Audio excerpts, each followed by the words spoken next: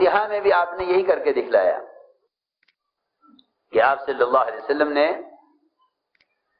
ان تمام نسبتوں کو اپنے پاؤں کے نیچے کچل کر اور ذبح کر کے یہ فرما دیا کہ جب تک قوم، زبان، رنگ، علاقائیت ان کی رگیں کٹیں گی نہیں، اس وقت تک قوم میں جتنا اضطراب اور بے چینی ہے، عوام میں اور حکام میں، خواص میں اور غربا میں، مالداروں میں اور فقراء میں، خاندانوں میں اور اونچ اور نیچی والی قوم میں جتنا یہ فرق اور جتنی خریزیاں ہیں، یہ خدا کی قسم ختم نہیں ہوں گی جب تک امت اجتماعی طور پر ان تمام نسبتوں سے نہ نکلے. کیونکہ آپ جانتے ہیں کہ جانور کو ذبح کرنے کے بعد اگر ان 4 رگوں میں سے کوئی ایک رگ باقی رہ جائے، 2 کٹ جائیں 2 رہ جائیں، 3 کٹ جائیں 1 رہ جائے، تو آپ جانتے ہیں کہ آپ کا جانور کس قدر اضطراب اور کتنی بے چینی میں ہوتا ہے. اس کے پیروں کا پٹکنا اور اس کا تڑپنا وہ قابو سے باہر ہوتا ہے. بس میں عرض کرنا چاہتا ہوں کہ اس زمانے میں جس شخص کو جہاں بھی فساد اور بگاڑ نظر آتا ہے، اس کی سب سے بنیادی وجہ امت کا طبقات میں بٹ جانا ہے. ان طبقات میں تقسیم ہو کر جتنی چاہے نمازیں پڑھ لو، جتنا چاہے ذکر کر لو، جتنی چاہے تلاوت کر لو، جتنا چاہے حج اور عمرے کر لو، امت میں اجتماعیت اعمال عبادت سے نہ ہوگی. امت میں اجتماعیت اعمال عبادت سے نہ ہوگی، بلکہ امت کی اجتماعیت یہ ہے، امت کی اجتماعیت یہ ہے کہ امت کے درمیان کا طبقاتی فرق ختم ہو. حضور اکرم صلی اللہ علیہ وسلم جس طرح تمام جہانوں کی طرف مبعوث ہیں، تمام قوموں کی طرف مبعوث ہیں، آپ رحمت للعالمین ہیں. آپ صرف انسانوں میں نہیں بلکہ ایسے جانوروں کے درمیان صلح کرانے کے لیے آئے ہیں جو جانور فطری طور پر ایک دوسرے کے دشمن بھی ہیں اور فطری طور پر وہ جانور دوسرے جانوروں کی جنگلوں میں غذا ہیں. میں کچھ کہنا چاہتا ہوں، اگر مسلمان اپنے کردار اور اخلاق میں محمد صلی اللہ علیہ وسلم کی سیرت پر نہیں آتا تو جو فساد جنگلات میں جانوروں کے درمیان میں ہے، اس سے خدا کی قسم کہیں زیادہ بڑا فساد انسانوں کے درمیان میں ہوگا. عجیب قصہ ہے.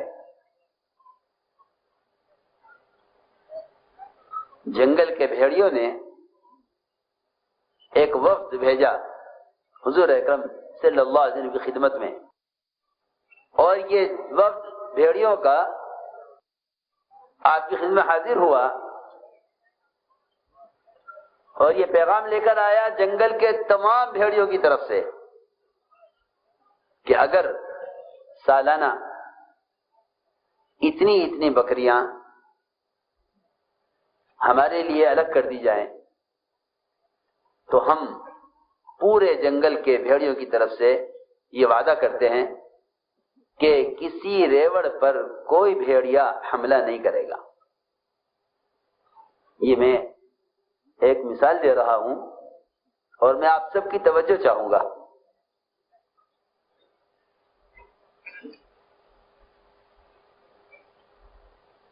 کہ ہم اس کی ضمانت لیتے ہیں،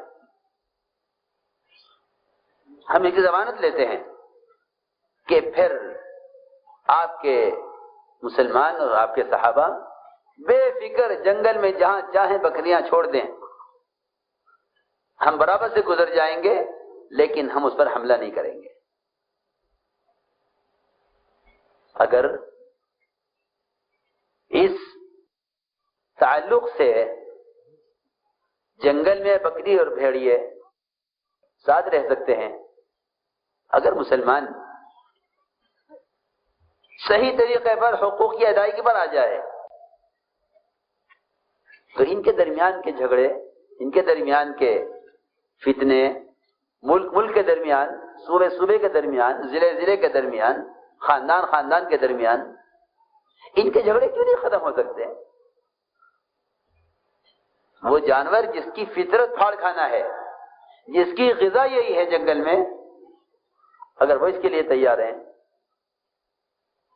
تو کیا وہ انسان جس کا نام ہی انس سے نکالا گیا ہے، آپس میں محبتیں، آپس میں ایک دوسرے کا کام آنا، آپس میں ایک دوسرے سے مانوس ہو کر رہنا، جو انسان کا نام ہی انس سے ہے، تو کیا ان کے درمیان یہ تعلقات پیدا نہیں ہو سکتے؟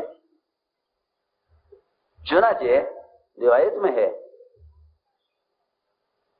کہ حضور اکرم صلی اللہ علیہ وسلم نے ان صحابہ کو جمع کیا جن کے بڑے بڑے ریوڑ بکریوں کے ہوا کرتے تھے.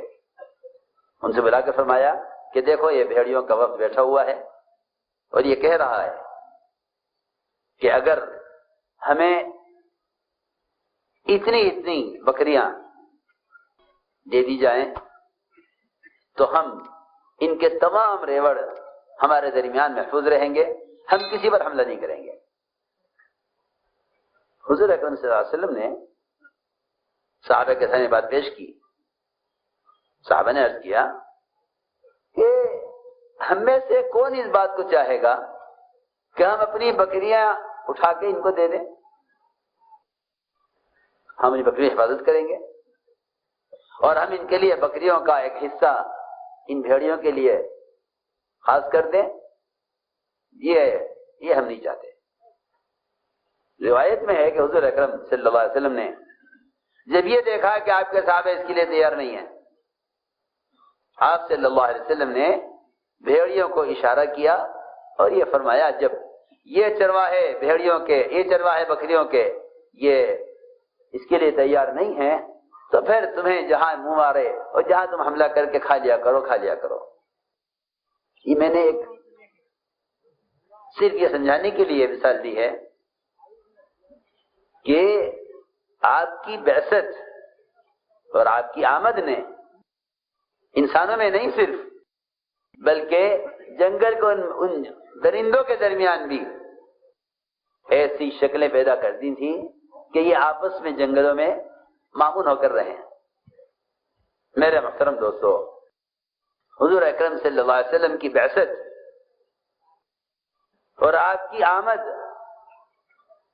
اس نے امت کو جس جہالت سے اور خوریزی سے اور سال کی آپس کی لڑائیوں سے اور قتال سے اور آپس کے جھگڑوں سے مجھ کو نکالا تھا، آپ نے سب سے پہلا کام یہ کیا جو مجھے اصل بات عرض کرنی تھی کہ آپ کی دعوت کا جو سب سے بنیادی اصول ہے اور آپ کی دعوت کا جو بنیادی اسلوب ہے وہ یہ کہ آپ نے امت کو بلا تفریق دعوت دی ہے.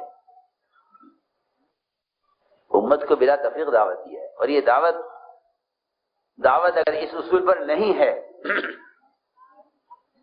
دعوت اگر اس اصول پر نہیں ہے کہ امت کو بلا تفریق دعوت دی جائے، اگر دعوت اس اصول پر نہیں ہے کہ امت کو بلا تفریق دعوت دی جائے، تو میں آپ سے کر چکا ہوں کہ امت دعوت کے بغیر مجتمع نہیں ہو سکتی. امت کی اجتماعیت اس میں ہے کہ امت کو بلا تفریق دعوت دی جائے. حضور اکرم صلی اللہ علیہ وسلم کی جو اصل دعوت ہے، آپ کی دعوت کا اسلوب یہ ہے کہ آپ نے امت کو طبقات پر جمع نہیں کیا. میں سب سے پہلے عرض کروں گا کہ حضور اکرم صلی اللہ علیہ وسلم نے امت کی اجتماعیت کو قائم کرنے کے لیے سب سے پہلے ان کو زبان کی بنیاد سے ہٹایا. میری بات بہت توجہ چاہے گی. کیوں؟ اس لیے کہ دنیا میں سب سے زیادہ زبانیں ہیں، نہ رنگ اتنے ہیں، نہ قومیں اتنی ہیں، نہ قبیلے اتنے ہیں، سب سے زیادہ زبانیں، نہ ملک اتنے ہیں، اتنی زبانیں، ایک ایک ملک میں کئی زبانیں ہیں۔ آپ نے سب سے پہلے ان کو زبان کی نسبت سے ہٹایا، اس لیے آپ کے ساتھ صہیب رومی، سلمان فارسی، بلال حبشی، ان کے رنگ مختلف، ان کی زبانیں مختلف، ان کے علاقے مختلف، آپ نے امت بنائی، طبقہ نہیں بنایا، امت بنائی۔ امت بنانے کے لیے آپ کے ساتھ ابتدا سے مختلف زبان کے لوگ ہیں، اور یہ بات واضح کر دی کہ اگر کوئی شخص اپنے آپ کو اپنی زبان کی وجہ سے نبی کی نصرت اور مدد کا زیادہ حقدار سمجھتا ہے تو آپ صلی اللہ علیہ وسلم نے اس چیز کو پسند نہیں فرمایا۔ میں بہت اہم بات کر رہا ہوں، ہم تو ان زبانوں میں الجھے، ان زبانوں میں لڑ رہے ہیں، یہ ساری زبانیں ختم ہونے والی ہیں، صرف ایک زبان باقی رہے گی، عربی زبان۔ جنت میں داخل ہونے والے ہر شخص کی زبان عربی ہوگی، لیکن دنیا میں یہ مختلف زبانیں بکھرے ہوئے ہیں۔ چنانچہ حضور اکرم صلی اللہ علیہ وسلم نے امت کے زبان میں بکھرنے اور تقسیم ہونے کو اتنا ناپسند اور اتنا برا سمجھا کہ ایک مرتبہ ایک حلقہ لگا ہوا تھا، جس حلقے میں صہیب، سلمان اور بلال رضی اللہ عنہ اجمعین یہ بیٹھے ہوئے تھے۔ معاذ بن جبل سید العلماء وہ بھی اس حلقے میں تھے۔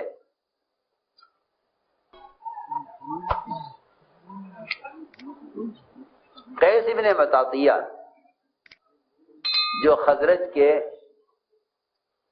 ایک صاحب تھے، وہ آئے اور کہنے لگے کہ تم لوگ فلاں ملک کے، تم لوگ فلاں زبان کے، تم لوگ فلاں زبان کے، تم سب مل کر محمد صلی اللہ علیہ وسلم کی اس دعوت کے کام پر وہ مدد نہیں کر سکتے جو مدد ہم کر سکتے ہیں، کیونکہ آپ عربی ہیں، آپ کی زبان عربی ہے، آپ کی احادیث عربی میں ہیں، آپ کے بیانات عربی میں ہیں، اور ہم عرب ہیں خزرج، جو کام ہم کر سکتے ہیں وہ تم نہیں کر سکتے، اور تم اس کام کے ایسے اہل نہیں ہو جیسے ہمیں، کیونکہ ہماری نبی کی زبان ایک ہے۔ بہت اہم بات ہے، باہر سے آنے والے دوسری زبان کے لوگ، ان کو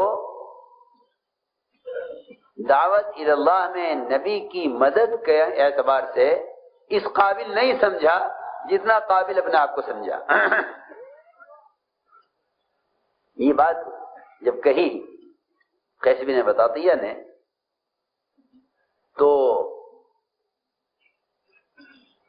ظاہر بات ہے کہ جو دوسری زبان والے تھے ان کو یہ بات محسوس ہوئی کہ بھئی ہمارے ساتھ ہمارے بارے میں یہ کہا جا رہا ہے، اور اس سے واقعی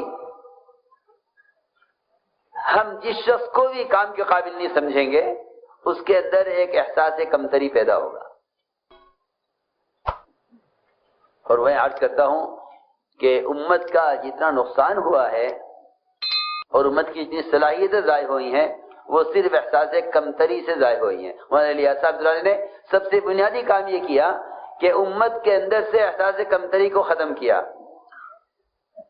یہ سب سے تجدیدی کام اصل یہ ہے، تجدیدی کام اصل یہ ہے کہ امت اس بارے میں بالکل ختم ہو چکی تھی کہ ہم کسی قابل نہیں ہیں، اس لیے کہ امت کے گناہ، امت کے رذائل، امت کے منکرات اور امت پر کیا عرض کروں، فتوے اتنے لگ چکے تھے، یہی سمجھتے تھے کہ ہم کسی قابل نہیں ہیں۔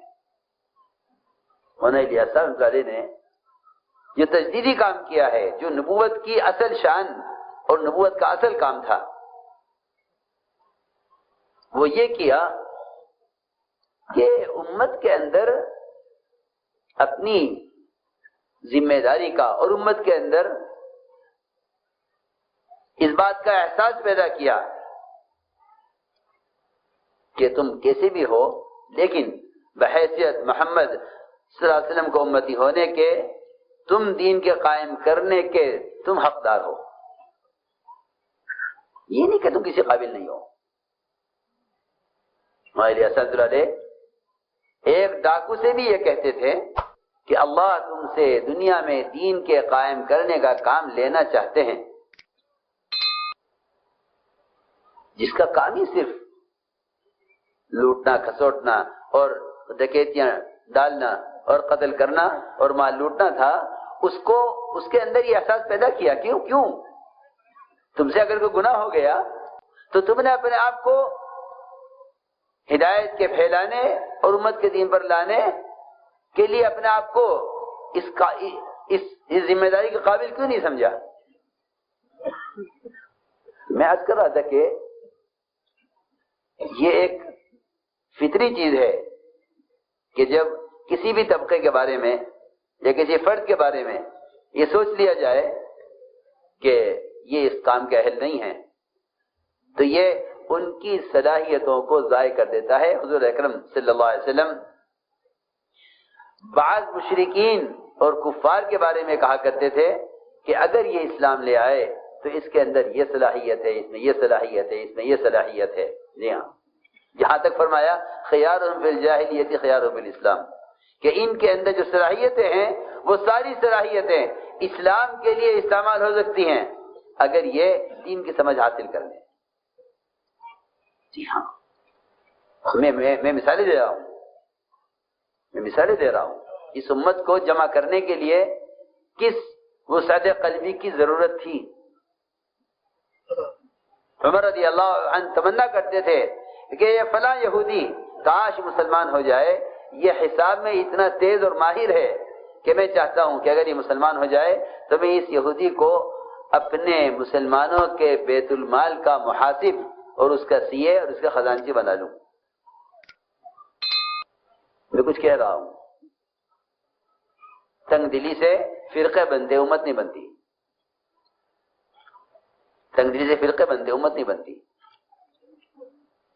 حضور اکرم صلی اللہ علیہ وسلم کی بعثت اور آپ کی نبوت میں یہ بہت اہم چیز ہے کہ آپ صلی اللہ علیہ وسلم نے امت کو جمع کرنے کے لیے ان کو سب سے پہلے زبان کی نسبت پر ان کو ڈرایا کہ تم زبان کی نسبت پر نہ رہنا۔ چنانچہ جو میں واقعات کر رہا تھا، یہ ساری بات کیونکہ اس سے متعلق ہے اس لیے میں نے عرض کی ہے۔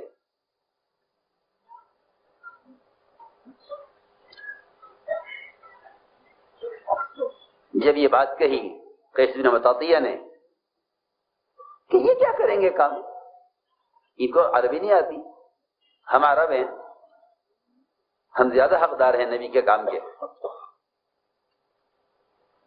تو اس بات کو دیکھ کر معاذ بن جبل رضی اللہ عنہ، کیونکہ سید العلماء ہیں اور علماء کا ہی حق ہے کہ وہ ہر ایسی چیز کو سب سے پہلے محسوس کریں گے جس سے امت کے درمیان کسی قسم کا انتشار یا امت کے درمیان کسی قسم کی اونچ نیچ پیدا ہوتی ہو یا امت کے درمیان میں ایسے الفاظ تفریق پیدا کرتے ہوں۔ یہ علماء کا مقام ہے اور یہ علماء کی ہی فراست ہے کہ وہ اس چیز کو محسوس کریں۔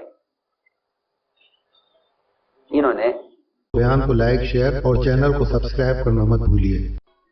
معاذ بن جبل رضی اللہ تعالیٰ عنہ انہوں نے اس بات کو محسوس کر لیا اور یہ خیال کیا کہ یہ کہنا ان لوگوں کے بارے میں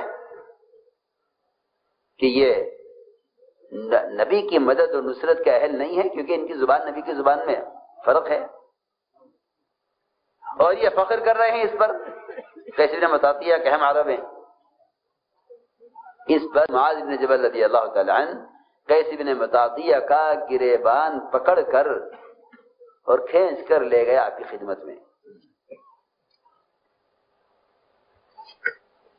کھینچ کر لے گیا آپ کی خدمت میں۔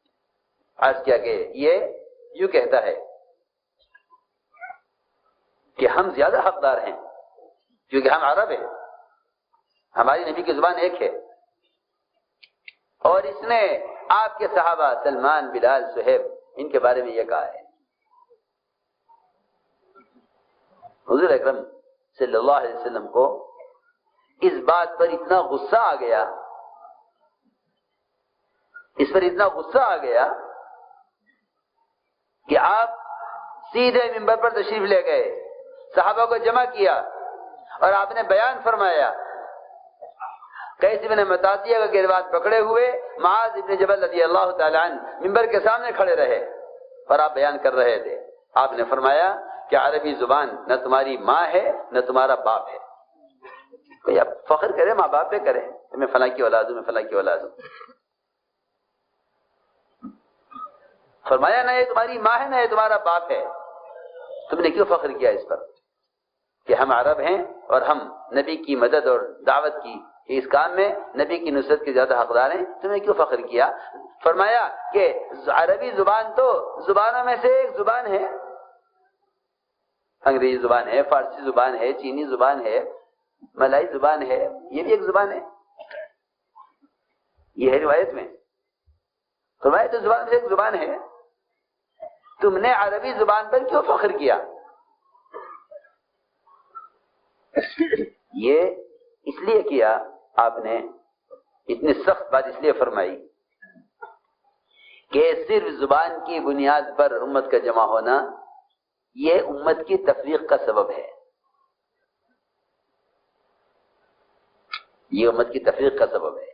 صرف زبان کی بنیاد پر جمع ہونا، دیکھو تو صحیح، زبان جو ایک اللہ کی طرف سے تقسیم ہے، جی ہاں، اور اللہ تعالیٰ کی قدرت کی ایک نشانی ہے یہ اختلاف السنتکم والوانکم ان فی ذلک لآیات للعالمین، یہ تو اللہ فرما رہے قرآن میں کہ تمہاری زبانوں کی مختلف زبانیں یہ ہماری قدرت کی نشانی ہے۔ چنانچہ روایت میں ہے کہ آپ نے فرمایا کہ اے معاذ، اسے قیس بن مطاطیہ کو جہنم کی طرف دھکا دے دو۔ اللہ اکبر، میری بات سب بہت توجہ سے سنیں، خود بڑی بات ہے۔ تم نے کیوں کہا یہ کہ ہم عربی زیادہ حقدار ہیں، اور تم نے زبان کی بنیاد پر یہ تفریق کیوں کی امت میں کہ تم یہ کام نہیں کر سکتے، ہم کر سکتے ہیں؟ فرمایا کہ معاذ دعہ الی النار، اس کو جہنم کی طرف دھکا دے دو۔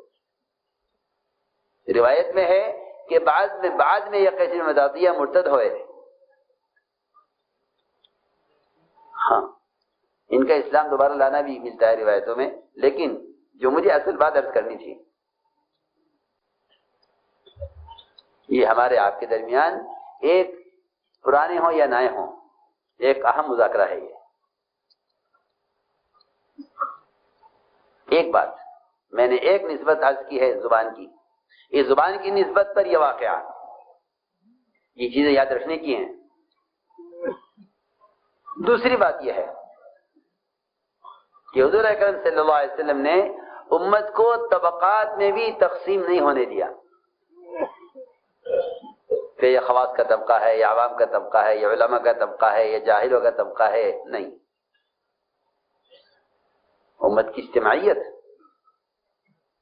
جس سے یہ اللہ کی مدد کے مستحق بنے باوجود تمام کمزوریوں کے۔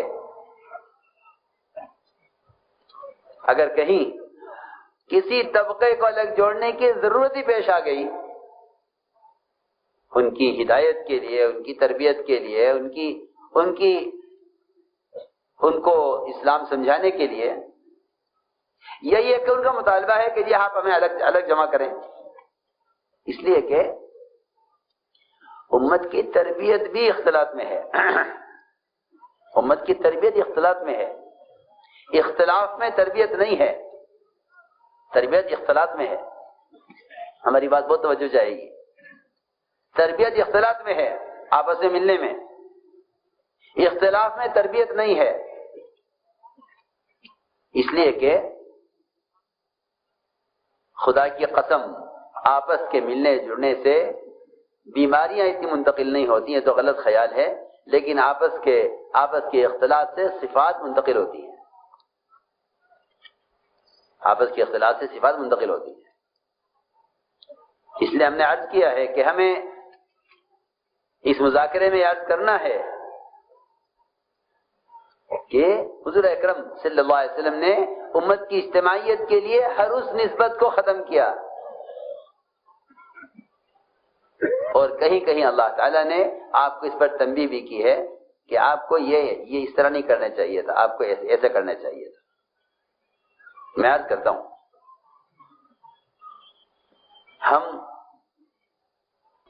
اس کام میں اگر اپنی نظر اور آنکھ سے کسی فرد مسلم کو طبقاتی نظر سے دیکھ رہے ہیں تو یہ نظر امت کو کاٹنے کے لیے کافی ہے.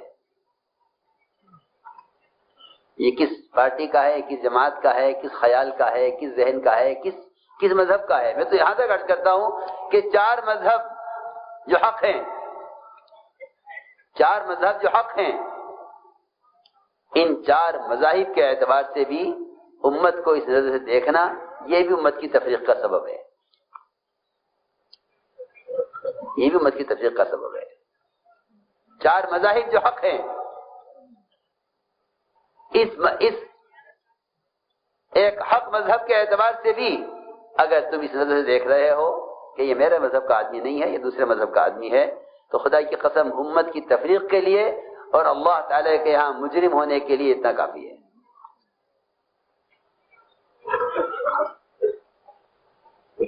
چنانچہ ایک موقع ایسا آیا، ہمارے اجتماعات ہوتے ہیں، ساتھیوں خیال ہوتا ہے کہ ایک پنڈال خواص کا بنا دیا جاوے جس میں خواص رہیں.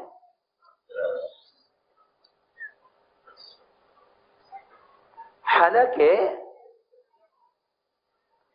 کسی کو بھی اپنی خصوصیت کا جو دھوکہ ہے وہ ختم نہیں ہوگا جب تک وہ عوام کے ساتھ ایسا نہ مل جائے جیسا نمک کو آٹے میں ملا دیا جاتا ہے. اس کا حضور اکرم صلی اللہ علیہ وسلم نے بہت زیادہ خیال کیا. ہر موقع پر آپ نئے آنے والوں کو پرانوں کے ساتھ رکھتے تھے، ریکنسٹرکشن آف امہ، اس لیے کہ جب تک مسلمان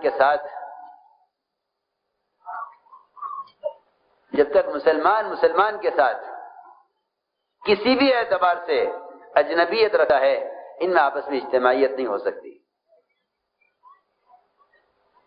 میں درمیان میں ایک بات عرض کر دوں کہ عمر رضی اللہ تعالی عنہ تشریف فرما تھے.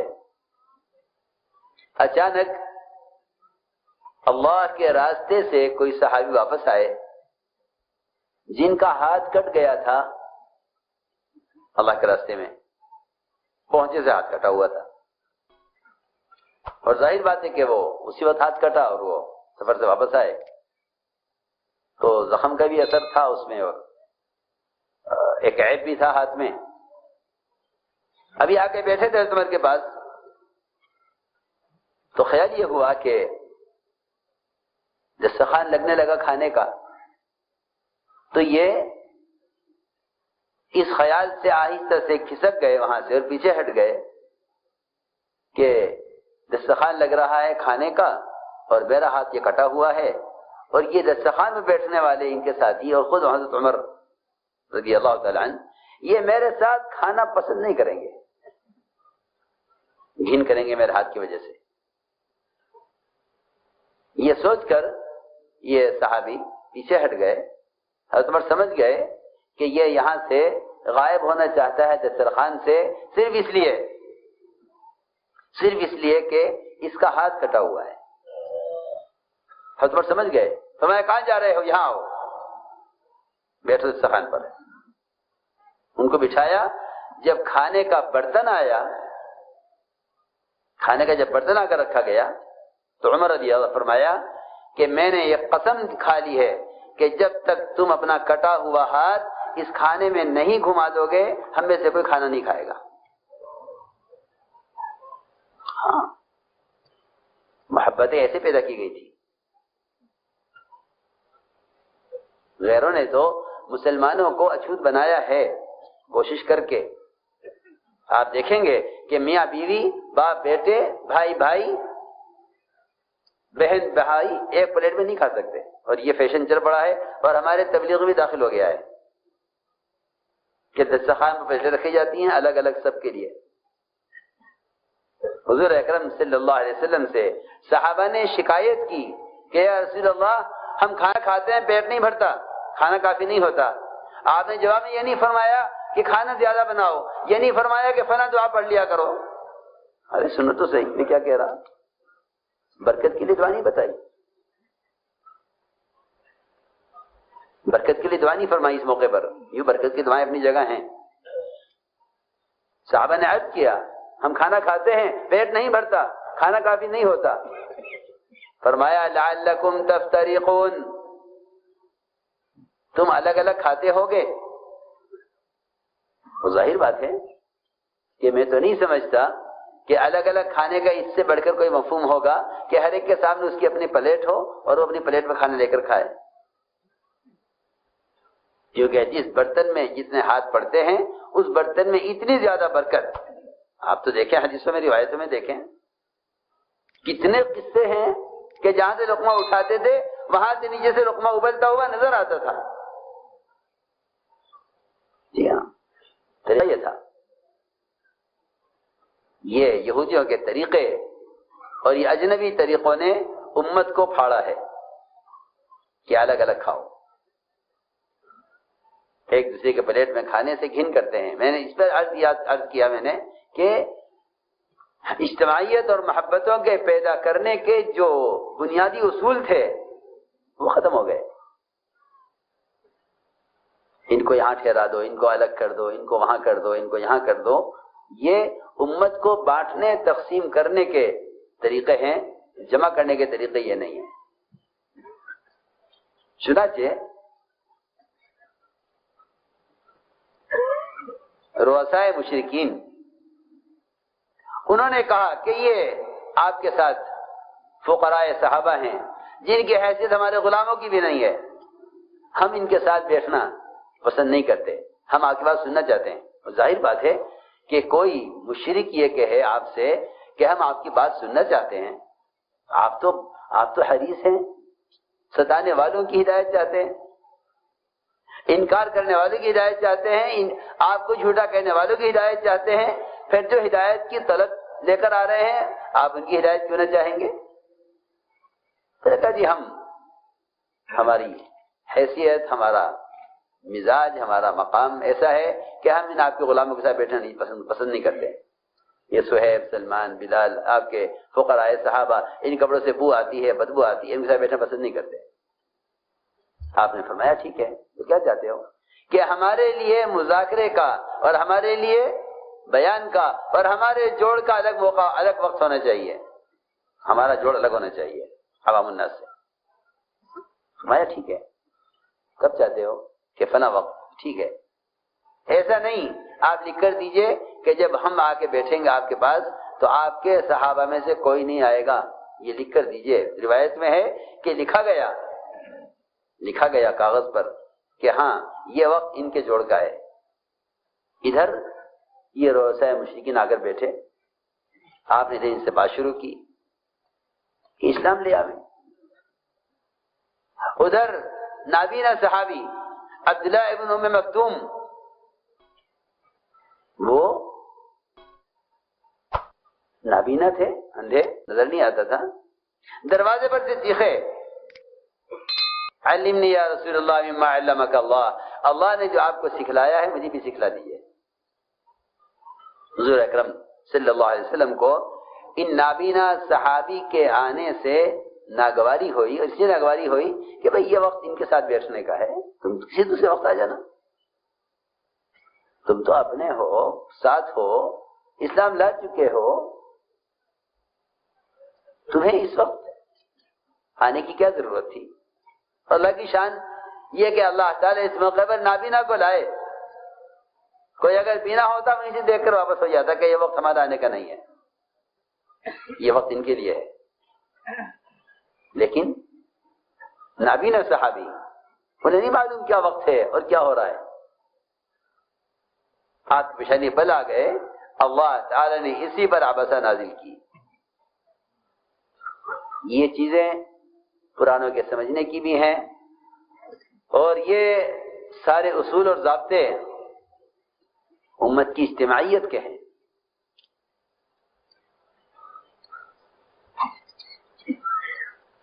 ادھر آپ کی پیشانی میں بل آئے اور ادھر عبسہ نازل ہوئی. اللہ نے آپ کو تنبیہ کی کہ نبی جی آپ نے کیا کیا؟ جن میں استغنا ہے ان کی کوشش، اور جو طلب لے کر آ رہے ہیں ان سے آپ کی پیشانی میں بل آ گئے. میں اس سارے واقعے سے صرف یہ سمجھاؤں کہ حضور اکرم صلی اللہ علیہ وسلم اجنبی سے اجنبی آدمی کو، غیر سے غیر آدمی کو چاہتے تھے کہ یہ کسی طرح تمہارے درمیان میں رہے، عیشت تمہارے درمیان میں رہے. یہاں تک بھی فرمایا ہے وَإِنْ أَحَدٌ مِّن الْمُشْرِكِينَ اسْتَجَارَكَ فَأَجِرْهُ حَتَّى يَسْمَعَ كَلَامَ اللَّهِ. اللہ اکبر. کہ تم انہیں اپنے ماحول میں لاؤ. اگر تم نے پناہ چاہتے ہیں پناہ دو ان کو، تاکہ تمہارے ماحول میں آ کر قرآن سنیں. اس لیے کہ نہیں جانتے ہیں.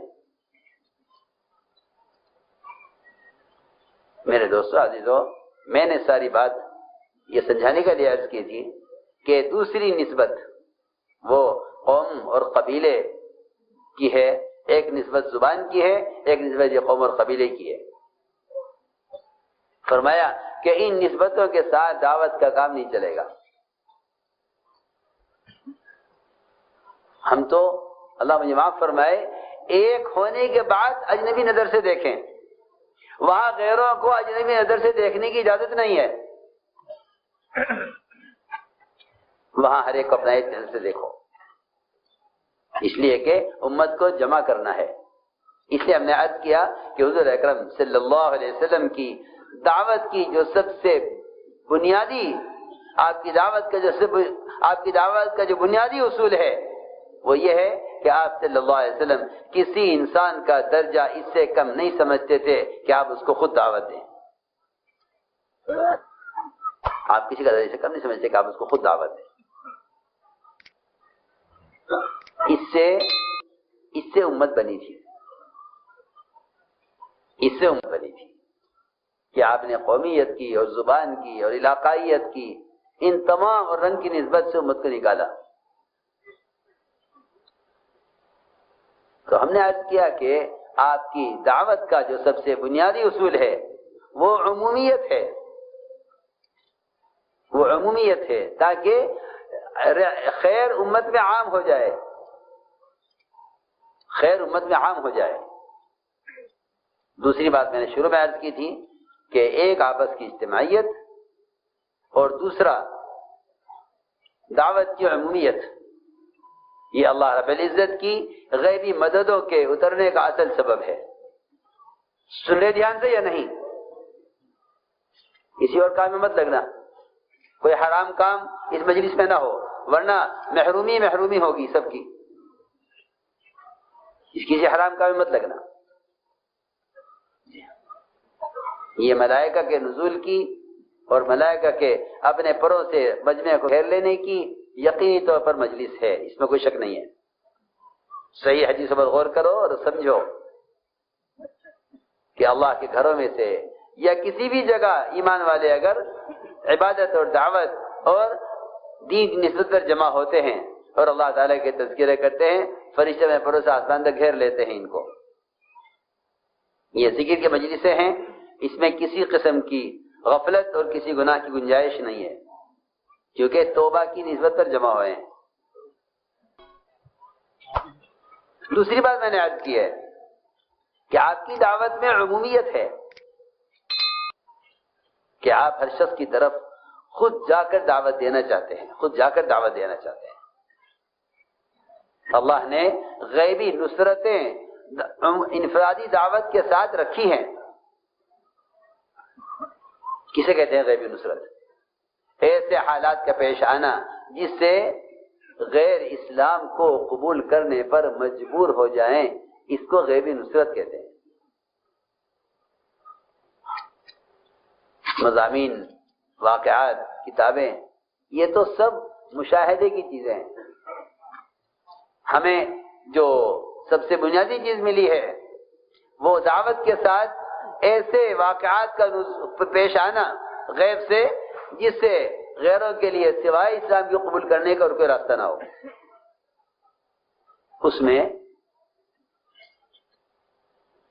اس کے لیے سب سے بنیادی کام انفرادی دعوت دینا ہے۔ آپ صلی اللہ علیہ وسلم ایک سفر میں تھے، صحابہ آپ کے ساتھ تھے۔ آپ نے دیکھا ایک آدمی کو گزرتے ہوئے ایک راستے پر، فرمایا کہاں جا رہے ہو؟ اس نے عرض کیا کہ میں اپنے گھر والوں کے پاس جا رہا ہوں۔ آپ نے فرمایا کیا تمہیں ایک خیر کی بات میں کی رغبت ہے؟ اس نے کہا وہ کیا بات ہے؟ آپ نے فرمایا کہ اللہ کو ایک مان لو اور مجھے اللہ کا رسول مان لو۔ توحید و رسالت، یہ دو دعوتیں ہیں اصل۔ توحید و رسالت، ان دو چیزوں کی دعوت اصل ہے،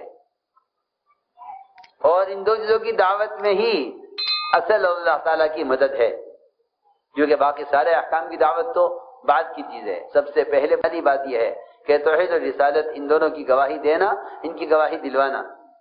بلکہ صحابہ کی ایک جماعت نے تو اس کو اپنے عمل میں شمار کیا تھا کہ ہمارا معمول یہ ہے کہ ہم اللہ کی وحدانیت کو بیان کرتے ہیں۔ اس دیہاتی نے فوراً یہ کہا کہ آپ کی اس بات پر کون گواہ ہے جو گواہی دے کہ آپ سچ کہہ رہے ہیں؟ آپ کے ساتھ صحابہ تھے، عبداللہ بن خود فرماتے ہیں، روایت میں ہے کننا معه فی سفرین، ہم آپ کے ساتھ سفر میں تھے۔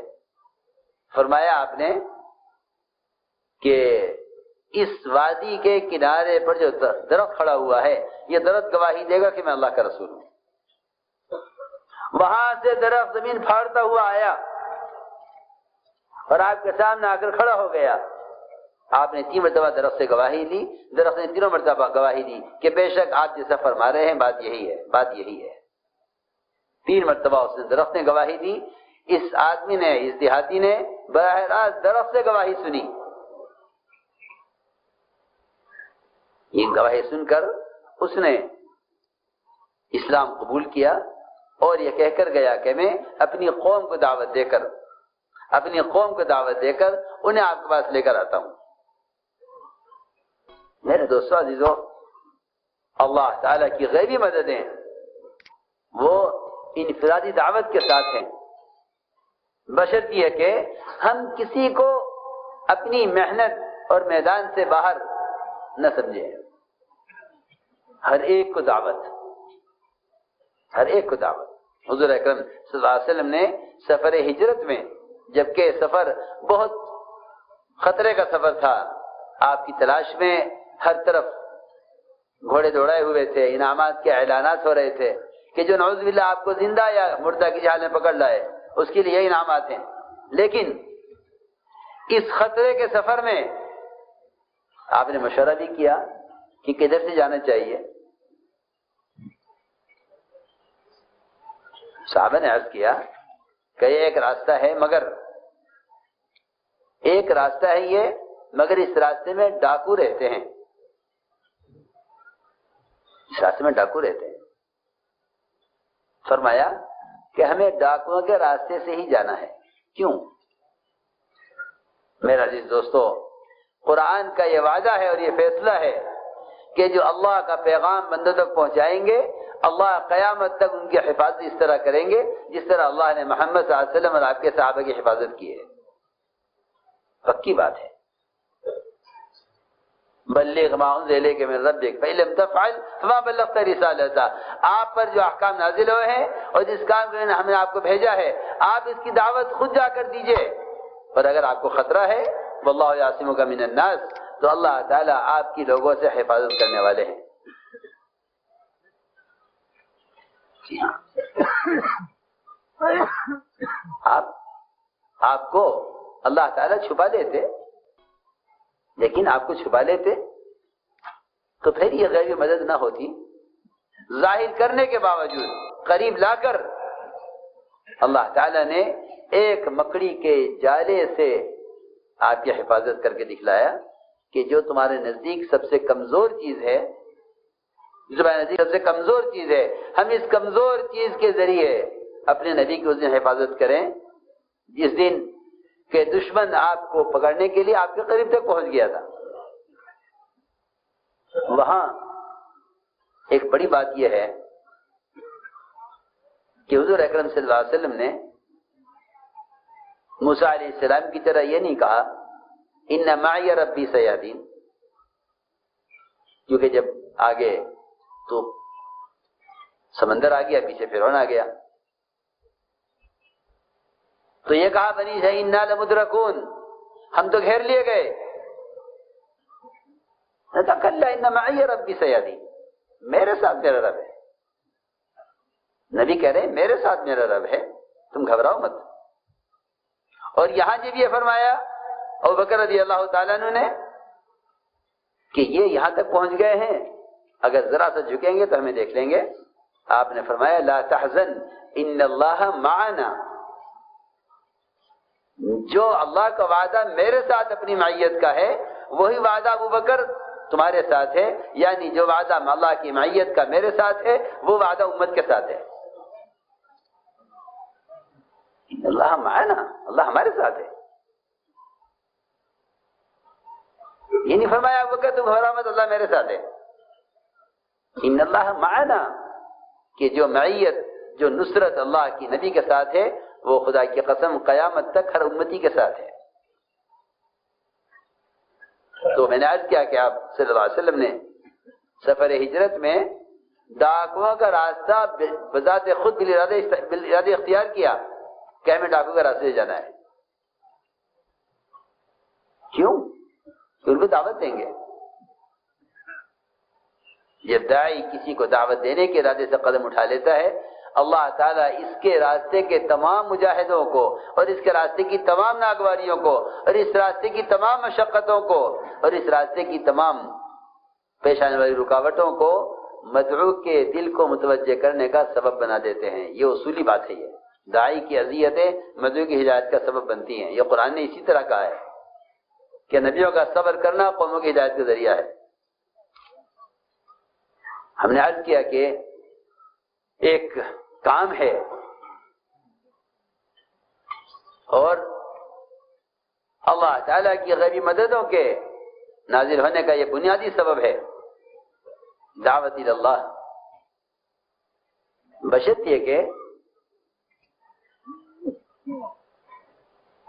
داعی امت کو طبقاتی نظر سے نہ دیکھے، یہ سب سے بنیادی چیز ہے۔ حضور اکرم صلی اللہ علیہ وسلم کے یہاں جب کوئی کسی ارادے سے آتا تھا، عمیر بن وہاب آپ کو قتل کرنے کے لیے چلے مکہ مکرمہ سے، کہا مکہ والوں سے گھبراؤ مت، میں ابھی جاتا ہوں اور جاتے ہی تمہیں خوشخبری پہنچ جائے گی کہ میں نے نوذ آپ کو قتل کر دیا۔ یعنی آنے والوں کا استقبال ایسا تھا، ہم تو یہ سوچتے ہیں کہ میرے بارے میں کوئی کیا خیال رکھتا ہے، مجھے اس کے بارے میں وہی خیال رکھنا چاہیے جو اس کا خیال میرے بارے میں ہے۔ جتنی دوریاں اور جتنی آپس میں رنجشیں ہیں اس کی بنیادی وجہ یہ ہے کہ ہمارا گمان اور خیال اور ہمارا ارادہ ایک مسلمان کے ساتھ وہ نہیں ہے جو محمد صلی اللہ علیہ وسلم کا اپنے قتل کے ارادے سے آنے والے کے بارے میں ہے۔ اللہ اکبر۔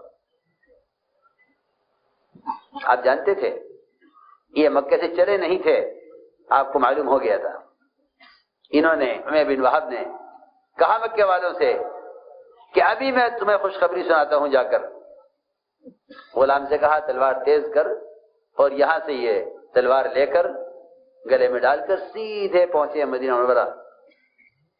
حضرت عمر نے دیکھ لیا کہ اس کا ارادہ اچھا معلوم نہیں ہوتا، فرمایا صحابہ سے تم جلدی جا کر بیٹھ جاؤ اللہ کے نبی کے پاس، یہ قریب نہ بیٹھے، اس کا ارادہ اچھا نہیں ہے۔ چنانچہ انصار آپ کو گھیر کر بیٹھ گئے اور یہ عمیر بن وہب گلے میں تلوار لٹکائے ہوئے وہاں پہنچے۔ حضرت عمر رضی اللہ تعالیٰ عنہ نے اس کا گریبان تلوار کے ساتھ پکڑا ہوا تھا کہ یہ قریب میں جا کر بیٹھے۔ فرمایا عمر اس کا گریبان چھوڑو، یہ کیا کیا تم نے اس کے ساتھ، اس کے گریبان چھوڑو۔ فرمایا عمر آؤ یہاں آؤ ہمارے پاس۔ اللہ اکبر، جو آدمی آپ کے قتل کا ارادہ لے کر چلا ہے اور اللہ نے آپ کو وحی سے پہلے بتا دیا کہ عمیر بن وہب اس ارادے سے آ رہے ہیں، آپ صلی اللہ علیہ وسلم نے صحابہ کو پیچھے کیا، انہیں آگے بلا کر بٹھایا۔ سوال اس بات کا ہے کہ اگر واقعی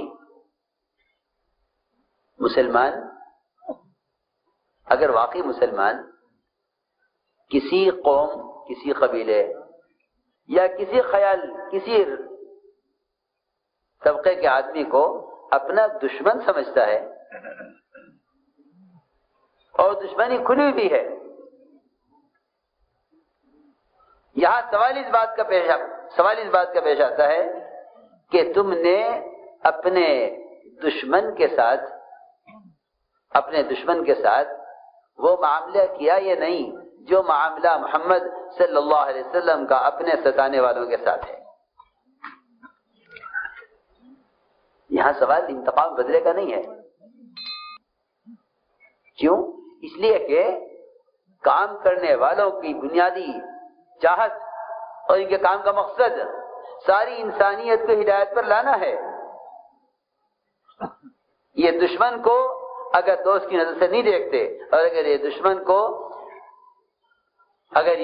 کو محمد صلی اللہ علیہ وسلم کے طریقے کے مطابق اس کے ساتھ معاملہ نہیں کرتے تو میں عرض کرتا ہوں کہ چلے چار میں لگا دینا یا اس کام سے نسبت حاصل ہو جانا یہ کوئی چیز نہیں ہے،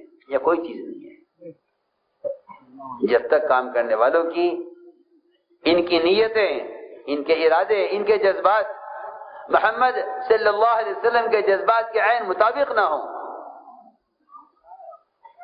اس کام سے کوئی مناسبت نہیں ہے۔ اس کام سے نسبت کا حاصل کرنا آسان ہے، اس کام سے مناسبت پیدا کرنا ایک مجاہدے کا کام ہے۔ نسبتیں بہت آسان ہیں، آپ 3 دن لگا لو، چلہ لگا لو، آپ کو تبلیغی جماعت کی ہونے کی نسبت حاصل ہو جائے گی۔ سوال نسبت کا نہیں ہے، سوال تو دعوت کے اسلوب سے اس مناسبت سے تعلق، اس مناسبت کے پیدا ہونے کا ہے جو مناسبت محمد صلی اللہ علیہ وسلم جو طریقہ محمد صلی اللہ علیہ وسلم کا تھا اس طریقے سے مناسبت ہو۔ اب آپ اندازہ کریں، ایک آدمی گلے میں تلوار لٹکا کر، تیز کرا کر، مکے والوں کو بتلا کر آپ کے قتل کے ارادے سے آیا ہے۔ فرمایا صحابہ سے ذرا پیچھے ہٹ جاؤ، عمیر آگے آؤ۔ کیسے آنا ہوا؟ یہاں بیٹھو۔ کیسے آنا ہوا؟ میں تو بھائی کو لینے آیا ہوں۔ فرمایا نہیں، سچی بتاؤ کیوں آئے؟ کہ میں تو اسی کے لیے آیا ہوں۔ تلوار کیوں لائے؟ کہ ان تلواروں نے تو بڑا نقصان کیا ہے، کوئی فائدہ نہیں ہوا ان تلواروں سے۔ حالانکہ آئے اسی مقصد سے آئے ہیں کہ آتے آپ پر حملہ کریں گے۔ فرمایا نہیں عمیر، تم بتاؤ مکہ مکرمہ سے کعبے پر بیٹھ کر وہاں سے تم کیا فیصلہ کر کے چلے تھے، کیا ارادہ کر کے چلے تھے، اور تم نے مکے میں کیا مشورہ کیا تھا؟ بس اتنا کہنا تھا آپ کا۔ انہوں نے ساری ارادے ان کے ختم ہوئے اور فوراً انہوں نے کلمہ پڑھا، اشہد ان لا الہ الا اللہ و اشہد انک رسول اللہ۔ سوال اس بات کا ہے کہ تمہارا تمہارے دشمن کے ساتھ، تمہارا تمہارے مقابل کے ساتھ، تمہارے لیے برا چاہنے والے کے ساتھ تمہارا معاملہ کیا ہے؟ اگر معاملہ انتقام کا ہے تو یہ نبی کی نسبت نہیں ہے۔ اگر معاملہ انتقام کا ہے تو یہ نبی کی نسبت نہیں ہے، اس سے امت نہیں بنتی۔ اللہ اکبر۔ جب صحابہ کسی کو قید کر کے لے آتے تھے، اور کیونکہ قید کر کے لانا یہ مال لینے یا قتل کرنے کے لیے نہیں ہوتا تھا، بلکہ قید کر کے لانا اپنے ماحول میں رکھنے کے لیے ہوتا تھا، تاکہ یہ ماحول ان کے دل میں اسلام کی رغبت پیدا کر دے۔ آپ نے صحیح روایت میں فرمایا کہ تم کسی کو قتل کر کے قید کر کے میرے پاس لاؤ، مجھے اس سے زیادہ محبوب ہے کہ تم اسے مسلمان کر کے میرے پاس لاؤ، بلکہ روایت میں یہاں تک فرمایا کہ تم ایک آدمی کو دعوت دے کر اس کو مسلمان کر کے میرے پاس لے آؤ، یہ مجھے ہر اس چیز سے زیادہ محبوب ہے جس پر سورج طلوع ہوتا ہے۔ جی ہاں، ایک انسان کی قیمت نبی کہہ رہے ہیں، ایک انسان کی، مسلمان کی نہیں کہہ رہا ہوں میں، ایک انسان کی قیمت، ایک انسان کی قیمت بتا رہے ہیں کہ ایک انسان کی یہ قیمت ہے، ایک انسان کی یہ قیمت ہے کہ تم اگر اس کو مسلمان کر کے میرے پاس لے آؤ، تو فرمایا حضور اکرم صلی اللہ علیہ وسلم نے کہ ہر وہ چیز جس پر سورج طلوع ہو رہا ہے، یعنی ساری دنیا، سارے بر و بحر اور جو کچھ اس کے اندر ہے، مجھے اس سب سے زیادہ محبوب ہے تمہارا ایک فرد کو دعوت دے کر اسے مسلمان بنا کر لانا۔ چنانچہ صحابہ اپنے ماحول میں لاتے، جو بیڑیوں میں جکڑا ہوا ہے، جسے خبر نہیں کہ قتل کیا جائے گا یا فدیہ لے کر چھوڑا جائے گا، وہ کہتا ہے کہ ان میں سے جب کسی کے ہاتھ میں روٹی کا ٹکڑا آتا تھا نرم، تو وہ سب سے پہلے مجھے پیش کرتا تھا، یہ ہمارا مہمان ہے۔ اللہ اکبر۔ ایسا مشرک کیوں نہ اسلام لاوے کہ جو ان کے ساتھ ان کے ہاں بندھا ہوا ہے اور سب سے زیادہ اکرام بہتر چیز کو کھلائی جا رہی ہے۔ ہم ابھی ہماری سوچ اور نیتیں بہت محدود، اللہ مجھے معاف فرمائے، اب تو کام کرنے والوں میں بھی یہ بات پیدا ہو گئی ہے کہ کون اپنا ہے کون پرایا ہے۔ وہاں یہ بات پراؤ کے غیروں کے لیے بات نہیں تھی، وہاں غیروں کے ساتھ معاملہ اپنوں سے کہیں زیادہ بہتر تھا۔ آپ نے فتح مکہ کے موقع پر انصار کو کچھ نہیں دیا، طلقاء مشرکین ایک مشرک کو 100 اونٹ دیے ہیں آپ نے، 100 اونٹ بتانے کے لیے کہ ہم تم سے فتح مکہ کے موقع پر انتقام لینے کے لیے اور تم سے پچھلے بدلے چکانے کے لیے نہیں آئے ہیں، ہم تمہیں بتلانے کے لیے آئے ہیں کہ ہمیں ملک و مال نہیں چاہیے، ہمیں تمہاری ہدایت چاہیے۔ جی ہاں، تو میں نے عرض کیا کہ حضور اکرم صلی اللہ علیہ وسلم اور آپ کے صحابہ کا معاملہ میں آپ سے صراحتاً کہہ دیتا ہوں کہ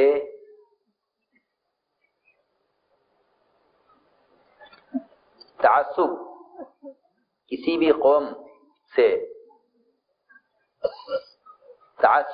قوم کی طرف سے مسلمان کے لیے یہ خدا کی قسم پیدا نہیں ہو سکتا اگر مسلمان کے اخلاق اور معاملات وہ ہوں جو محمد صلی اللہ علیہ وسلم اور آپ کے صحابہ کے تھے۔ بالکل یہ یقینی بات ہے، میری بات صحیح ہے اور میں اس کو صحیح سمجھتا ہوں، چاہے سمجھ میں آئے یا نہ آئے۔ تعصب کے پیدا کرنے میں ہماری اپنی بد اخلاقی اور ہماری اپنی تنگ نظری اور ہمارے اپنے غیروں کے ساتھ اچھے معاملات اور اچھا معاشرہ اور اچھے اخلاق کا نہ ہونا، یہ تعصب کا سب سے بنیادی سبب ہے، ورنہ یہ ممکن ہی نہیں ہے کہ مسلمان سے کوئی تعصب رکھے۔ وہاں تو کہہ رہے ہیں کأنہ ولی حمیم، کہ تم اگر اخلاق سے پیش آؤ تو یہ تمہارا جگری دوست بنے گا۔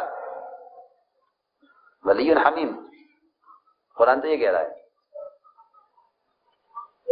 یہ تمہارا جگری دوست بنے گا۔ میں صراحتاً عرض کر دیتا ہوں کہ عصبیت وہ بد اخلاقی بد معاملگی سے پیدا کی جاتی ہے، اگر مسلمان یہ اپنے اخلاق اور معاملات میں نبوت کے مزاج پر آ جائے تو میں قسم کھا کر کہہ سکتا ہوں، دعوے کے ساتھ کہہ سکتا ہوں کہ تعصب ختم ہو جائے گا، تعصب ختم ہو جائے گا۔ یہ قسم کھا کر کہہ سکتا ہوں کہ تعصب ختم ہو جائے گا اگر مسلمان صرف اخلاق پر آ جائے۔ اس کے اخلاق کا حال تو یہ ہے کہ اگر سلام بھی کرتا ہے کسی مسلمان کو تو پہلے شکل دے کر پہچانتا ہے پھر سلام کرتا ہے۔ یہ قرب قیامت کی نشانیوں میں سے ہے۔ یہ غیروں کے ساتھ کیا معاملہ کرے گا جب یہ مسلمان کو سلام کرنے کے لیے بھی اس کی معرفت اور جان پہچان کا محتاج ہے کہ بھئی یہ کون صحابی کا آپ نے سلام کیا تھا؟ مجھے خبر نہیں کون ہے۔ مجھ سے ایک صاحب نے پوچھا آپ نے کو سلام کیوں کیا؟ میں نے کہا کیوں مسلمان سلام کیا؟ اچھا کوئی جان پہچان نہیں ہے؟ میں نے کہا کیوں؟ اس کا مطلب ہے کہ قیامت قریب آ گئی ہے کہ سلام اسے کیا جائے جس سے جان پہچان ہو۔ صحیح روایت ہے التسلیم بالمعرفہ من اشراط الساعہ، کسی کو پہچان کر سلام کرنا یہ قرب قیامت کی نشانیوں میں سے ہے۔ قرب قیامت کی نشانیوں میں سے ہے کسی کو پہچان کر سلام کرنا۔ میں نے عرض کیا کہ حضور اکرم صلی اللہ علیہ وسلم کا معاملہ آپ کو ستانے والوں کے ساتھ، آپ کو ستانے والوں کے ساتھ، وہ مجبور تھے اس بات سے، بالکل مجبور تھے کہ آپ کے اخلاق اور آپ کی سخاوت انہیں یا تو راستے سے ہٹا دیتی تھی یا ان کو راستے پر لے آتی تھی۔ اس لیے میرے عزیز دوستو، سب سے بنیادی بات یہ ہے کہ ہم جتنی ہماری جماعتوں کی نقل و حرکت ہو رہی ہے، اگر یہ نقل و حرکت صحابہ کی طرح سخاوت کے ساتھ، اکرام کے ساتھ اور حقوق کے ادا کرنے کے ساتھ ہو تو میں تو سمجھتا ہوں کہ صحابہ کے زمانے کے اسلام کا تمام اقوام باطلہ کے درمیان اسلام کا تعارف کرانے کے لیے ان جماعتوں کی نقل و حرکت، یہ جماعتوں کی نقل و حرکت کافی ہے۔ ریکنسٹرکشن آف امہ دہلی میں کچھ اہم بات کہہ گیا ہوں۔ تمام اقوام باطلہ کے درمیان صحابہ کے زمانے کے اسلام کا تعارف کرانے کے لیے ہماری جماعتوں کی نقل و حرکت کافی ہے۔ اگر خدا کی قسم ان کے دلوں میں ان کی ہدایت کی تمنا ہو اور ان کے ملک و مال کی حرص نہ ہو، کیونکہ یہ دو بیماریاں اندر ہیں، یہ دو بیماریاں اندر ہیں کہ ہم ان کے طریقوں کے پابند ہیں، ان کے ملک و مال کے حریص ہیں اور ان کی ہدایت کی طلب نہیں ہے جیسی ہونی چاہیے۔ ایسے میں اگر مغلوب ہو کر مسلمان نہ رہے تو کیوں نہ رہے؟ اس لیے کہ مسلمان کے غالب آنے کے لیے یہ 3 شرطیں ہیں۔ پہلی شرط یہ ہے کہ ان کی ہدایت کی تمنا ہو، دوسری شرط یہ ہے کہ ان سے انتقام کا جذبہ نہ ہو، تیسری شرط یہ ہے کہ ان کے ملک و مال کے حریص نہ ہو، ان کے ملک و مال کے حریص نہ ہو۔ اس لیے کہ جو آدمی غیروں کے ملک و مال کا حریص ہوگا وہ ان کی ہدایت کا ذریعہ نہیں بن سکتا، پکی بات ہے، یہ پکی بات ہے۔ اور یہ بیماری اندر ہے، یہ 2 چور ہیں دلوں میں ہمارے کہ ہم غیروں کے ملک و مال کے حریص ہیں، ان کی ہدایت کے حریص نہیں ہیں۔ اللہ تعالیٰ نے جو کچھ لے کر مسلمانوں کو دیا تھا اس شرط پر دیا تھا، اس بات پر کہ وہ ان کے ملک و مال کے حریص نہیں تھے۔ وَأَوْرَثَكُمْ أَرْضَهُمْ وَدِيَارَهُمْ وَأَمْوَالَهُمْ وَأَرْضًا لَمْ تَطَئُوهَا، ہم سب دے دیں گے تمہیں مگر تم اس کے طالب مت بنو، اور اگر اس کے طالب ہو تو پھر تمہیں مغلوب ہو کر رہنا پڑے گا۔ اس لیے سب سے اہم چیز وہ یہ ہے کہ مسلمان ہر حق والے کا حق ادا کرے، اس لیے کہ اسلام کو سمجھایا نہیں جا سکتا حقوق کی پامالی کے ساتھ۔ اپنا حق معاف کر دو کیونکہ تمہیں اپنا حق اللہ سے لینا ہے۔ میری بات دھیان سے سننا، اپنا حق معاف کر دو کیونکہ حق اللہ سے لینا ہے۔ حدیبیہ میں جو شرطیں لگی آپ کو ہم طواف نہیں کرنے دیں گے، مسجد حرام ساری دنیا کی مساجد کا قبلہ ہے، ہم آپ کو عمرہ نہیں کرنے دیں گے، آپ یہاں سے واپس جائیے، اور ہمارا کوئی آدمی آپ کے پاس آئے گا ہم واپس نہیں کریں گے، ہمارا کوئی آدمی آپ کے پاس آئے گا آپ کو واپس کرنا پڑے گا۔ اور شرطیں لگائی، سب سے بنیادی شرط یہ ہے کہ رسول اللہ نہیں لکھنے دیں گے، ساری شرطیں منظور۔ کیوں؟ تم اپنے جذبات کو حکم پر قربان کرو، ہم تمہیں فوراً فتح دکھلائیں گے۔ تو اپنے جذبات کو حکم پر قربان کرو، ہم فتح فوراً دکھلائیں گے۔ اللہ کی شان، وہاں سے ہٹے نہیں تھے کہ فتح نازل ہو گئی۔ صحابہ کرام فرماتے ہیں کہ لوگ سمجھتے ہیں کہ مکہ پر حملہ فتح مکہ ہے، نہیں، مکہ پر حملہ فتح مکہ نہیں ہے، حدیبیہ فتح مکہ ہے۔ کہ تم جذبات کو قربان کر دو حکم پر، وہاں سے ہٹے نہیں کہ صرف فتح نازل ہو گئی۔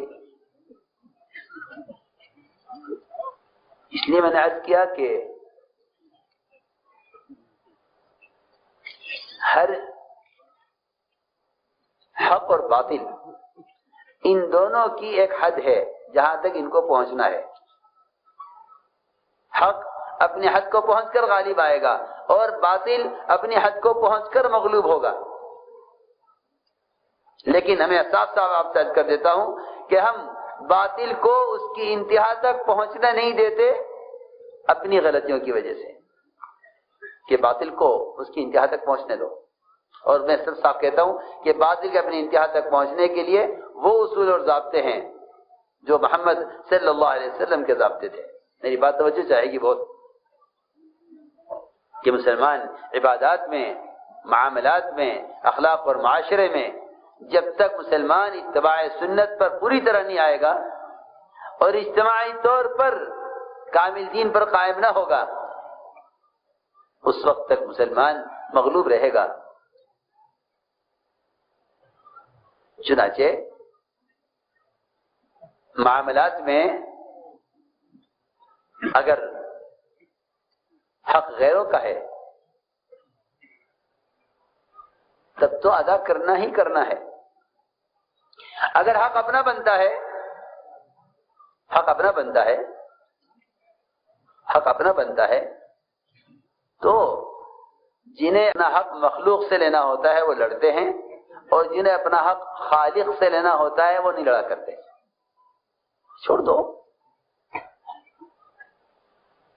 بہت آسان بات ہے۔ لڑتے وہ ہیں آپس میں جنہیں حق مخلوق سے لینا ہوتا ہے، اور جنہیں حق خالق سے لینا ہوتا ہے وہ آپس میں لڑا نہیں کرتے۔ کیوں نہیں کرتے؟ ہم اب خالق سے اپنا حق خالق سے لیں گے۔ جی ہاں، بہت آسان بات ہے۔ لڑتے وہ ہیں جو مخلوق سے حق چاہتے ہیں، اس لیے کہ ظالم کون ہے، مظلوم کون ہے؟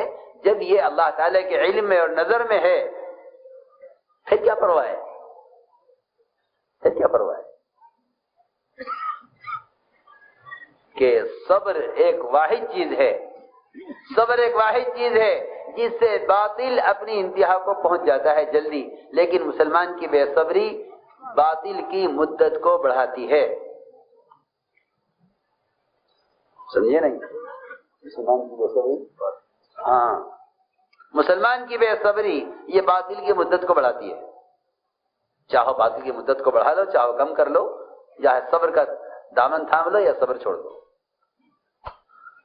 یہ بہت اہم بات ہے، اگر ہم اس کی ذرا غور کر کے گہرائی کو پہنچیں تو میں نے عرض کیا کہ صبر اور سنجیدگی اور وقار، ہاں، احتیاج ہے، احتیاج یعنی ہم اللہ کے محتاج ہیں، ہم اللہ کے محتاج ہیں،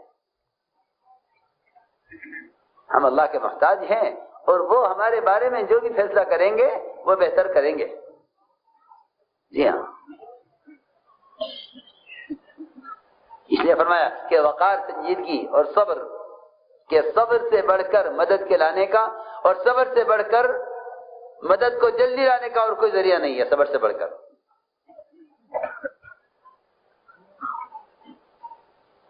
اس لیے فرمایا کہ جس کا حق ہے اس کا حق ادا کر دو اور اپنے حق کا مطالبہ اللہ سے کر لو. اس لیے معاملات یہ بہت بنیادی چیز ہیں اسلام کو سمجھنے سمجھانے کے لیے اور ہر قوم کے اسلام کی طرف آنے کے لیے. اخلاق اور معاملات، اخلاق اور معاملات. اچھا معاشرہ مل جائے گا غیروں میں بھی، لیکن اخلاق اور معاملات اس کا ہر آدمی پیاسا ہوتا ہے. عجیب واقعہ لکھا ہے، حافظ صاحب نے نقل کیا ہے. علی رضی اللہ تعالی عنہ بازار کی طرف نکلے، دیکھا کہ ایک یہودی حضرت علی کی زرہ لیے ہوئے ہے. زرہ پہچان نہیں لے کر، زرہ ایک مہنگی چیز ہوتی ہے، جنگ میں پہننے والا کرتا ہوتا ہے لوہے کا، دیکھ کر پہچان گئے. اور یہ زرہ کھوئی ہوئی تھی، حضرت علی اس کی تلاش میں تھے، پہچانتے تھے اپنی زرہ، دیکھ کر پہچان لیا اور یہ کہا یہودی کی زرہ میری ہے. یہودی نے کہا نہیں، زرہ میری آپ کی نہیں ہے. بولا ٹھیک ہے، ایک مقدمہ ہے، ایک چیز ہے، یہ کہتے ہیں ہماری ہے، یہ کہتے ہیں ہماری ہے، چلو عدالت میں چلو، عدالت میں فیصلہ ہوگا. عدالت میں گئے، شرح قاضی حضرت علی کے بنائے ہوئے قاضی، حضرت علی کے بنائے ہوئے قاضی، شرح حضرت علی کے بنائے ہوئے قاضی.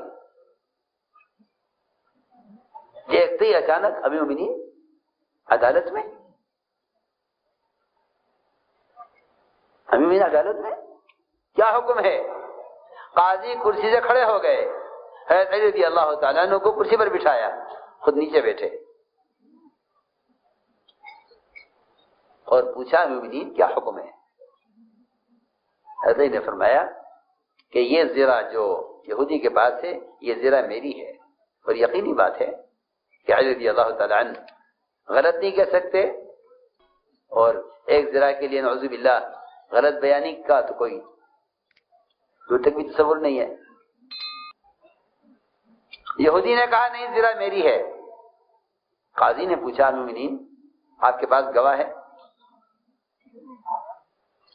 آپ گواہ پیش کیجئے. فرمایا میرا بیٹا گواہی دے گا، یہ جنت کے جوانوں کے سردار ہیں. فرمایا بے شک جنت کے جوانوں کے سردار ہیں، لیکن ہم نے آپ کے نبی محمد صلی اللہ علیہ وسلم سے یہ سنا ہے. آپ نے فرمایا ہے کہ بیٹے کی گواہی باپ کے حق میں معتبر نہیں ہے. میرا غلام گواہی دے گا، روایت میں ایک روایت میں میرا غلام گواہی دے گا. میں کہ نہیں، غلام کی گواہی کافی نہیں ہے. مومنین فیصلہ یہ ہے عدالت کا فیصلہ یہ ہے کہ یہ زرہ آپ کو نہیں مل سکتی، یہ زرہ ان کی ہے. امیر المومنین ان کے بنائے ہوئے قاضی، اور فیصلہ یہ ہو. جیسے یہ فیصلہ ہوا، یہودی نے کہا اشہد ان لا الہ الا اللہ واشہد ان محمد رسول اللہ، میں آج اسلام میں داخل ہوتا ہوں.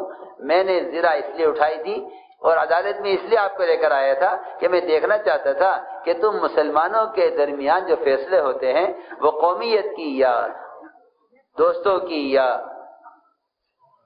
ظلم کی بنیاد پر ہوتے ہیں، یہ تمہارے جو فیصلے ہوتے ہیں وہ فیصلے انبیاء والے فیصلے ہوتے ہیں. میں دیکھنا چاہتا تھا یہ فیصلہ جو انہوں نے کیا ہے قاضی نے امیر المومنین کے خلاف، یہ فیصلہ اسلامی طریقے کا فیصلہ ہے، اس لیے میں اسلام میں داخل ہوتا ہوں. مومنین یہ زرہ میری نہیں آپ ہی کی ہے، زرہ آپ ہی کی ہے، میری نہیں ہے.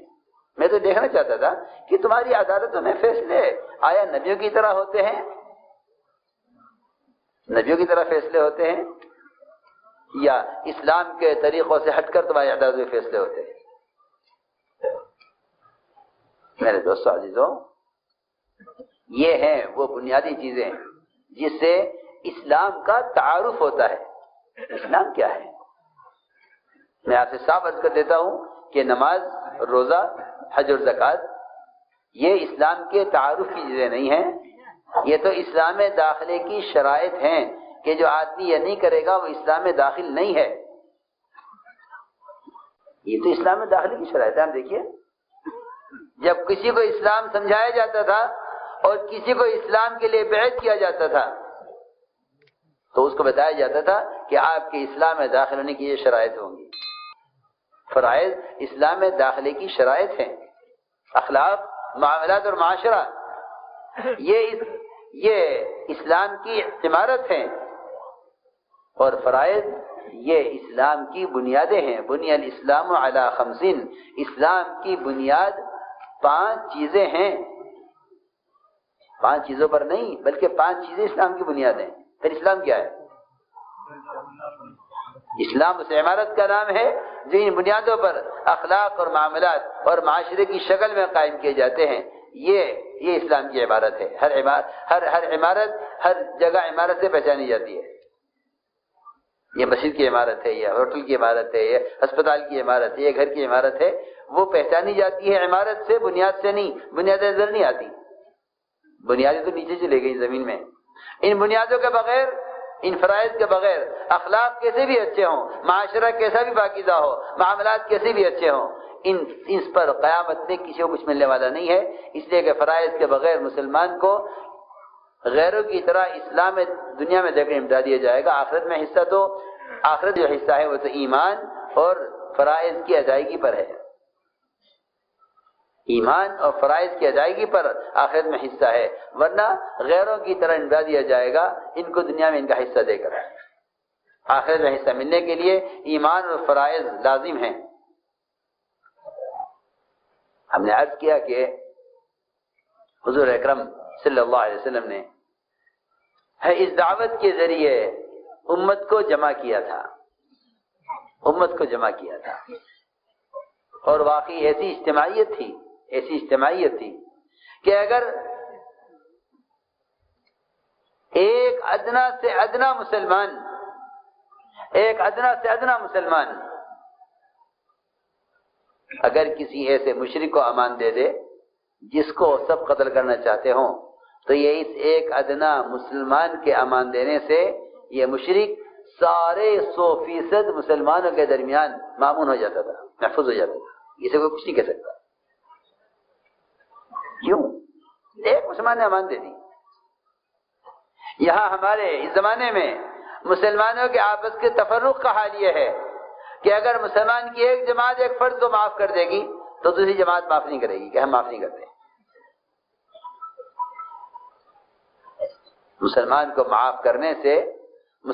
معاف کرنے سے وہی آدمی انکار کرے گا جو اپنے لیے اللہ سے معافی کا طالب نہیں ہے۔